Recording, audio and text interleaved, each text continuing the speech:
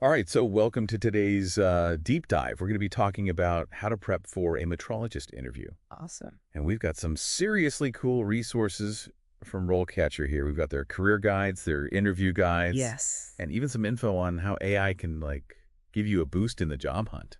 Yeah, it's really interesting stuff. So if you're ready to become like the guardian of precision Ahacha. in the science and tech world, let's go. Let's get to it. I'm excited. So what does a metrologist actually do? Well, you said guardian of precision, and that's really what it's all about, making sure that measurements are accurate Yeah. and reliable. So that's important across so many fields. Mm-hmm. Manufacturing, healthcare, research, you name it. It's more than just measuring things, though, right? Oh, yeah, definitely. Like they design measurement systems. Yeah, exactly. They calibrate instruments. I mean, they work with everything from like basic scales to 3D scanners. Yeah, I mean, the tools are really diverse. Mhm. And the field's constantly evolving. We're even seeing AI and machine learning incorporated these days. Yeah, that's super cool. Yeah. But for today, let's focus on like helping our listeners actually get the job, Right. show off their knowledge and skills in the interview. Exactly. The RoleCatcher Guide has 8 sample questions. Let's walk through those. Let's do it. Okay, first question. Can you tell us about your experience working with measuring equipment and instrumentation? Okay. I mean, seems straightforward, Yeah. but I bet there's more to it than just listing every tool you've ever used. Yeah, you're absolutely right. They want to hear about your hands-on experience for sure, but they're also gauging your depth of understanding. Okay. So you need to be thinking about the specific requirements for the job you're applying for. Good. So for example, if they're emphasizing high precision optical measurements, you're going to want to highlight your experience with laser interferometers or optical microscopes. So tailor it to the job. Yeah, That exactly. makes sense. The guide also mentions certifications, Yeah. things like ISO 12207 or CCT. Should I mention those even if they're not specifically asked for? Oh, absolutely. Certifications show your commitment to professional standards, and they can really make your resume stand out, especially if they're aligned with the job requirements. Okay. You know what's cool is that RoleCatcher's AI can actually analyze job descriptions and suggest which certifications would be most impactful to highlight. Wow, that's really helpful. Yeah. So, okay, assuming I have some relevant experience to share, what would a strong answer like a snippet sound like? Okay, so you could say something like, in my previous role at previous company, I was responsible for calibrating and maintaining a range of instruments, Hmm. including, and then you would mention 2 or 3 specific instruments that are relevant to the target role. Okay. I also gained experience using statistical software for data analysis, which is a skill I really enjoy applying. So short to the point highlights the skills. Exactly. What kind of follow-up questions could they ask me based on that? Oh, they might dig deeper into your experience with a specific instrument. So, for instance, they could say something like, can you walk me through the calibration procedure you used for this specific instrument? Okay. Or they might shift gears to your data analysis skills and ask something like, what statistical methods are you most familiar with? And how have you applied them to real-world measurement challenges? Oh, wow. Those are really specific. Mm, But, I mean, thinking about it ahead of time definitely makes me feel more prepared. definitely. Okay, question number 2. Can you explain the process of calibrating a measuring instrument? All right. I feel like they're really testing my metrology knowledge here. Oh, they are, but it's not about reciting a textbook definition. They want to see if you understand the why behind calibration, All right. not just the how. Yeah. So, think of it this way. Calibration ensures our measurements are traceable to a recognized standard, like the international standard for the kilogram. Yeah. Without traceability, measurements become meaningless. That's a great way to put it. So it's about linking it to the bigger picture of like standardized measurements. Exactly. But what are some pitfalls to avoid when I'm like explaining this? Don't get lost in the jargon. Oh. Imagine you're explaining it to someone who's not in the field. Use clear, concise language. And maybe even think about a relatable analogy. Okay. You could compare calibrating an instrument to tuning a musical instrument. They both ensure accuracy and consistency. I love that analogy. Okay, so how about a snippet of a good answer for this one? Okay, so you could say calibrating an instrument ensures its readings are consistent with a known standard. Hmm. It involves comparing the instrument's output to a reference standard, making adjustments as needed, and documenting the entire process to maintain traceability. Okay, I'm starting to get the hang of this. But what if they hit me with like a curveball follow-up? They might get really specific. They might say something like, what type of reference standards are commonly used in metrology? Hmm. Or, they could test your knowledge of regulatory guidelines, like asking you, what are some industry standards that govern calibration procedures? And how do you ensure compliance in your work? All right, those are definitely challenging. But yeah, prepping for them would be super helpful. Let's move on to question 3. How do you ensure that your measurements are accurate and precise? Okay. This one seems less technical and more about my personal approach. You're right. It's about showcasing your meticulousness Okay. and your awareness of potential errors. Right. So think about all the factors that can impact a measurement. Environmental conditions, the instrument itself, even human error. Hmm. You want to highlight the steps you take to minimize all those factors. Okay, so like controlling temperature and humidity, Yeah. carefully selecting the right instrument for the task, Exact. and taking multiple readings to account for variability. Precisely. And this is where those career insights from RoleCatcher come in handy. Oh. The guide mentions that as you progress from entry level to senior metrologist, your responsibilities kind of shift. You go from just following procedures to actually developing and refining them. So if I'm going for a senior role, I should emphasize my experience Yeah. in designing robust measurement protocols and training others on best practices. Exactly. Okay, cool. So for a quick answer snippet, what could I say? Okay, you could say something like, to ensure accuracy, I meticulously calibrate my instrument against certified standards. I also control environmental factors, take multiple readings to minimize random error, and document everything for traceability. Nice, concise, and highlights the key principles. What are some potential follow-up questions on that?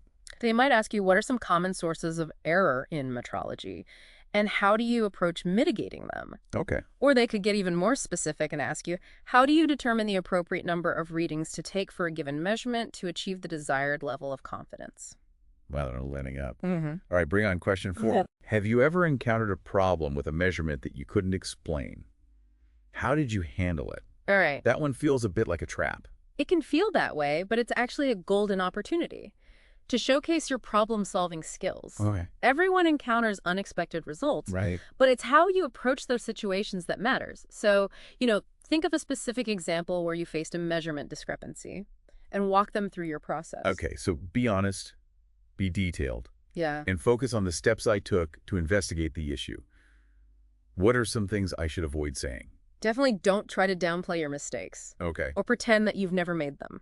Yeah. And avoid blaming others or external factors. Just own the situation Yeah. and demonstrate your analytical thinking. Right. It's all about showing them I can think critically Exactly. and learn from my experiences. How about a quick example snippet? Okay, you could say something like, I once encountered inconsistent readings while measuring a critical component. I initially suspected a calibration issue, but after recalibrating, the problem persisted. Mm-hmm. I consulted with a senior colleague, and we discovered a subtle environmental factor that was influencing the readings. Okay. We implemented a control measure, and the issue was resolved. It was a valuable lesson in considering all potential sources of error. That's a great example. It highlights both technical skills and, the ability to collaborate. Exact. Now, what kind of follow-up questions could stem from that? They might delve deeper into your problem-solving process and ask you, what resources or tools do you use to troubleshoot measurement issues? Or they could focus on your collaborative approach and ask, how do you approach seeking help or advice from colleagues when you encounter a challenging measurement problem? Okay, I'm really seeing the value in thinking through these follow-up questions. Yeah. It forces you to consider, all the angles. Ready for question number 5? Absolutely. Let's hear it. Okay, so question number 5 is, how do you stay up to date with the latest developments and changes in metrology standards and regulations? Okay. This one feels a bit intimidating, to be honest. It's a crucial question, though, because metrology is constantly evolving.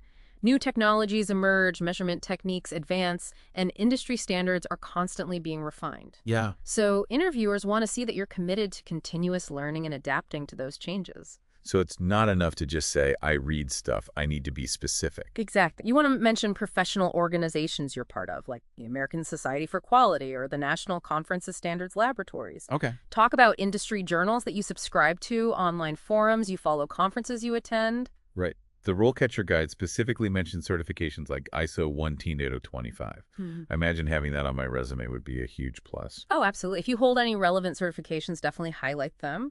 And if not, you can mention that you're actively pursuing one. Okay. So, for example, you could say, I'm currently working towards my ISO 14025 certification, as I believe it's essential for staying abreast of industry best practices. That's a great way to show them you're dedicated to, like, professional development. What would a strong answer snippet sound like for this question? You could say something like, I'm an active member of the professional organization and regularly attend their conferences and webinars. I also subscribe to industry publication and stay informed on the latest ISO standard updates through their online resources. I believe continuous learning is vital in this field. Okay. I'm starting to feel more confident about showcasing my dedication to, like, staying current. Now, what kind of follow-up questions could they ask based on that? They might ask you to delve deeper into a recent development in metrology that you found particularly interesting. Okay. So, for instance, what are your thoughts on the increasing use of AI in measurement systems, and how do you see it impacting the future of metrology? That's a really thought-provoking question. It makes you, like, consider the bigger picture of how technology is shaping the field. Okay, what's the next question on our list? All right, let's move on to question number 6. How do you manage and maintain calibration records and documentation? Okay, this one sounds a bit more administrative. Why is it so important? Well, documentation is the backbone of metrology. It ensures traceability, accountability, and ultimately the reliability of our measurements. Interviewers are assessing your organizational skills, your attention to detail, and your understanding of why meticulous record keeping is so vital. So I need to convince them I'm not just shoving papers in a drawer somewhere. Right, exactly. What's the best way to approach this? You want to describe your system for managing calibration records. Okay. Do you use specialized software or databases? Are you a spreadsheet whiz? Do you have a color-coded filing system? Whatever your method is, explain it clearly and emphasize how you ensure that records are accurate, complete, and readily accessible. Right, so it's about showcasing a systematic approach to documentation, Yeah. not just having records. And I imagine the level of responsibility increases as you move up in your career, right? Absolutely, if you're applying for a senior role. They might expect you to have experience developing and implementing documentation procedures for an entire team or department. So for an entry-level position, I might talk about, like, my meticulous spreadsheet skills. Right. But for a senior role, I'd focus on my experience creating standardized documentation processes Exactly. and ensuring compliance across, like, the whole team. Yeah. Okay, cool. So for a strong answer snippet, what could I say? You could say, I maintain all calibration records in a secure database, ensuring each entry is complete, accurate, and easily retrievable. I follow a strict protocol for documenting procedures, including date-time instrument details, standards used, and adjustments made. I also conduct regular audits to ensure compliance with industry standards. That sounds incredibly thorough. Yeah. Now, what are some potential follow-up questions they might ask? They could get specific and ask, what are the key elements that should be included in a calibration record, and why is each element important? Okay. Or they might focus on data security and ask, how do you ensure the confidentiality and integrity of sensitive calibration data? Those are excellent points. I'm starting to realize that prepping for these follow-up questions really forces you to think deeply about these concepts and make sure you can, like, back up your claims with specific examples. Definitely. Okay, what's next on our list? Let's move on to question number 7. How do you ensure that your work meets the requirements of relevant quality standards, such as ISO 14025? Okay, this one sounds like it requires some serious expertise. I'm familiar with ISO 14025, but how do I effectively demonstrate that knowledge in an interview setting? It's not about reciting the entire standard. Yeah. You really want to focus on how you apply the principles of ISO 14025 in your daily work. So think about key requirements like equipment calibration, method validation, quality control procedures, and personnel training. Connect those to specific examples from your experience. So show them I don't just know the theory, I live it. Exactly. Okay. You could say something like, to ensure compliance with ISO 14025, I meticulously calibrate our equipment against traceable standards and rigorously document all calibration activities. I also actively participate in our lab's internal audits to identify and address any areas for improvement. That's a great example. Mm-hmm. It demonstrates a proactive approach to quality management. What kind of follow-up questions could stem from this? They might ask you to describe a specific situation where you had to apply a particular requirement of ISO 14025. Like, can you walk me through a time when you had to address a nonconformance? And how did you ensure corrective actions were taken? Okay. Or they could broaden the scope and ask, what are the benefits of implementing a robust quality management system in a metrology lab? Okay, those are definitely challenging. I can see how being able to articulate those specific examples would really impress them. Ready for the next question? Let's do it. All right, here it is. Can you describe a project or initiative you led that involved metrology? The dreaded leadership question. I haven't officially led a huge project, but I have taken ownership of certain tasks and initiatives. Does that count? It absolutely does. Leadership isn't always about having a formal title. It's about taking initiative, demonstrating responsibility, and effectively managing tasks or projects, even on a smaller scale. So I can talk about a time when I spearheaded a new calibration procedure. Yeah. Or mentored a junior colleague. Exactly. Choose a project that allows you to highlight your strengths and accomplishments. Even if it wasn't a company-wide initiative, Okay. clearly describe the objectives, your role, the methodology you used, and the outcomes you achieved. Okay, so it's all about showcasing my capabilities, even within a smaller scope. Exactly. What are some pitfalls to avoid when answering this question? Don't be afraid to discuss challenges you encountered and how you overcame them. Right. But avoid negativity or placing blame. Focus on the lessons you learned and the positive impact that you made. Got it. Highlight my problem-solving skills and my ability to learn from setbacks. Okay, how about a quick example of a strong answer snippet? Okay, you could say, in my previous role, I took the initiative to implement a new calibration system for our lab's key measuring instruments. I researched different options, developed the new procedures, and trained my colleagues on the new system. This initiative led to improved measurement accuracy and significantly reduced calibration turnaround time. I like that it highlights action results and a positive impact. Exactly. Now, what are some potential follow-up questions they might ask? They might ask, what were some of the key challenges you faced during this project, and how did you overcome them?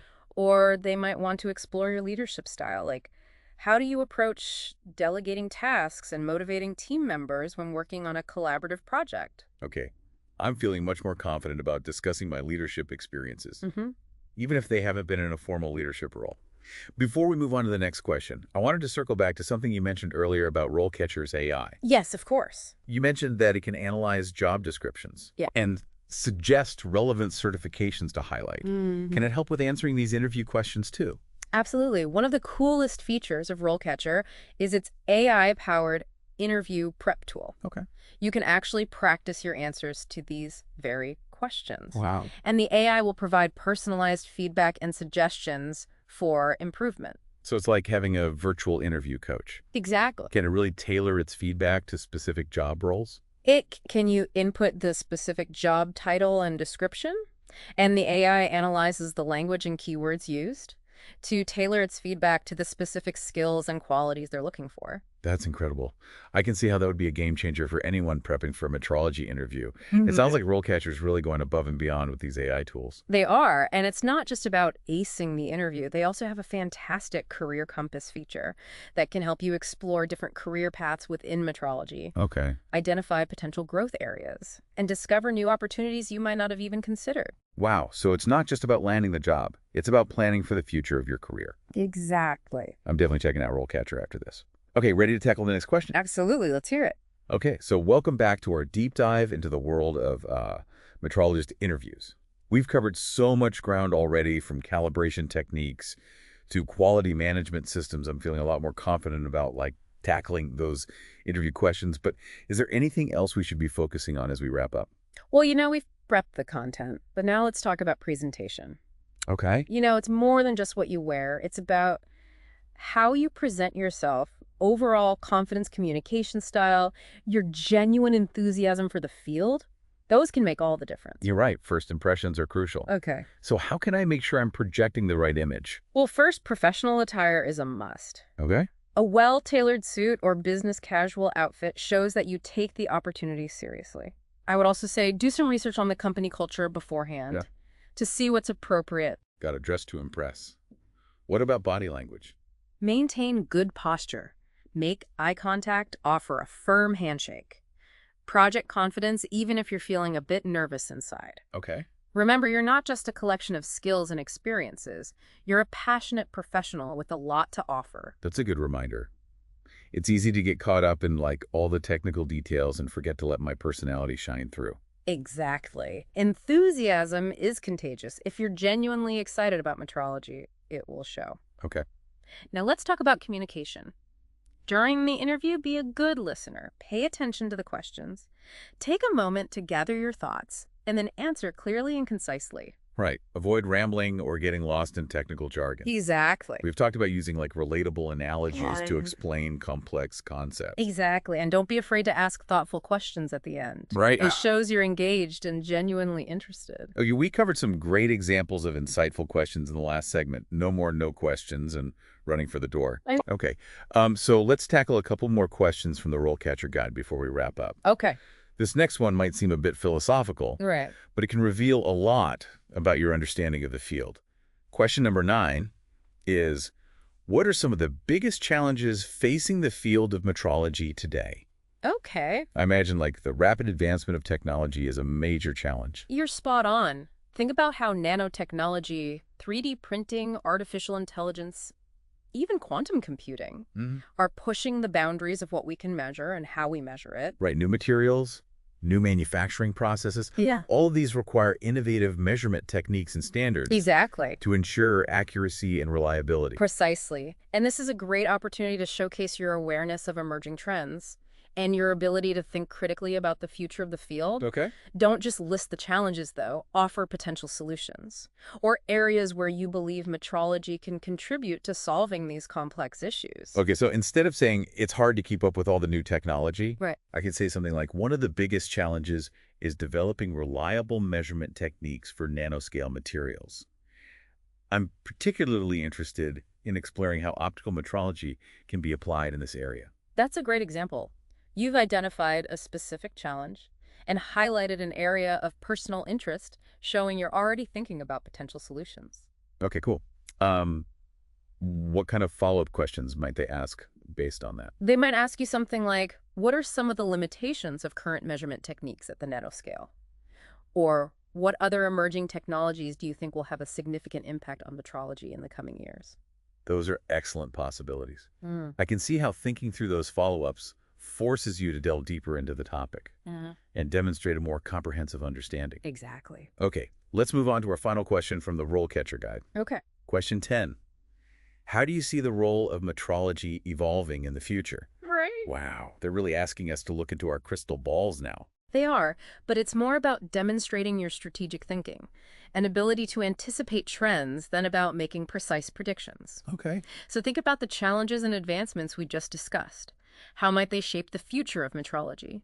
Will new technologies require specialized expertise? Will the demand for even greater accuracy and precision continue to grow? Will metrology play a larger role in fields like artificial intelligence and data science? Yeah, it's fascinating to think about how metrology will be applied in those emerging fields. So instead of giving like a vague answer like, I think it will be important, Right. I could say something like, I believe metrology will play a critical role in ensuring the reliability and trustworthiness of AI systems by developing robust methods for validating the data used to train those systems. That's a fantastic example. You've connected the dots between a current trend and a future application of metrology, demonstrating foresight and a deep understanding of the field's potential. This has been such an insightful deep dive. I feel much more prepared to not just answer those tough questions, but to really showcase my passion and knowledge of metrology. I'm glad to hear that. And remember, RoleCatcher has some fantastic resources. To help you along the way, their AI-powered tools can analyze job descriptions, suggest relevant skills to highlight, provide feedback on your practice answers, and even help you plan your long-term career trajectory. Right, we talked about their Career Compass feature, which helps you explore different career paths. And identify growth areas, it sounds like an invaluable tool for anyone entering or advancing in the field of metrology. I agree. And on that note, I think it's time to wrap up this deep dive. Yes, let's bring it home. Before we sign off, any final words of wisdom for our listeners who are prepping for their Metrologist interviews? Remember, metrology is all about pushing the limits of what we can measure, striving for accuracy and precision, and always seeking to improve our understanding of the world around us. Embrace that spirit of curiosity and never stop learning. That's a great note to end on. Thank you so much for joining us on this journey. To all our listeners, we wish you the best of luck in your job search. Remember, you have the knowledge, the skills, and the passion to succeed. Go out there and make those measurements count.